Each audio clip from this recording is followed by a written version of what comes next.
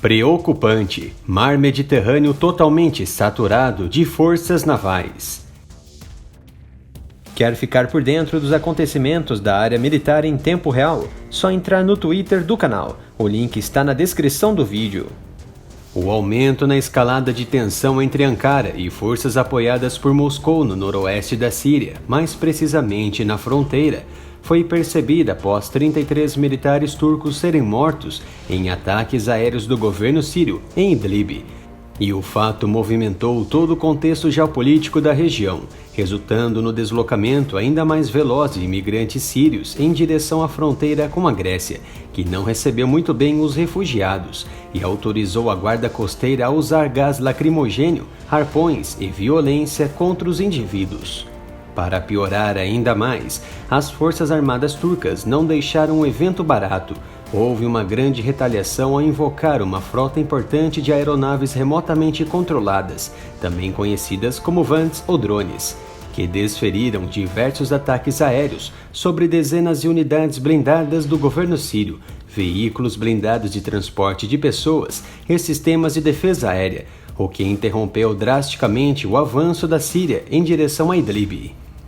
Em meio ao conflito de média proporção e até o momento limitada à região noroeste da Síria, as grandes potências, visando o cenário futuro, movimentou milhares de militares próximo ao epicentro das tensões. O mar Mediterrâneo passou a receber exercícios e uma concentração enorme de forças navais da Turquia, da França, dos Estados Unidos e da Rússia. As primeiras grandes nações citadas são membros da OTAN e são cientes do artigo 5º de defesa mútua e, como forma de dissuasão, já posicionaram fortemente seus equipamentos de destruição aérea, terrestre, marítima e nuclear próximos da Síria e de embarcações russas. A França, por sua vez, concentrou seu mais charmoso e maior porta-aviões de propulsão nuclear da Europa, o Charles de Gaulle, uma embarcação importante que já vinha operando na região antes dos eventos e que acondiciona até 40 aeronaves, incluindo aeronaves de vigilância e caça de combate, e ao que parece, mais 2 fragatas fazem a escolta. Por outro lado, a Turquia elaborou um bloqueio marítimo ao posicionar, entre a Grécia e a Líbia, cerca de 6 embarcações, como fragatas, corvetas, canhoneiras, aviões de patrulha naval e veículos aéreos não tripulados. Em 28 de fevereiro, 2 fragatas russas recentemente construídas da classe Grigorovich, a Makarov e a Grigorovich, transitaram da região do Estreito de Bósforo para o oeste do Mediterrâneo e continuam navegando nas imediações. Presume-se que a implantação de fragatas russas adicionais seja uma contramedida contra a força-tarefa dos Estados Unidos no Mediterrâneo Ocidental, já que essa força-tarefa, composta pelos porta-aviões classe Nimitz ou USS Eisenhower, uma classe de embarcação muito bem detalhada no canal, um cruzador e 3 navios de guerra, estava em atividade próximo ao Estreito de Gibraltar e muito provavelmente tinha o objetivo de navegar rumo ao Golfo Pérsico para 6 meses de missão. Há informações não oficiais que está previsto um exercício naval entre a Força Naval Americana e a Marinha da Turquia na região.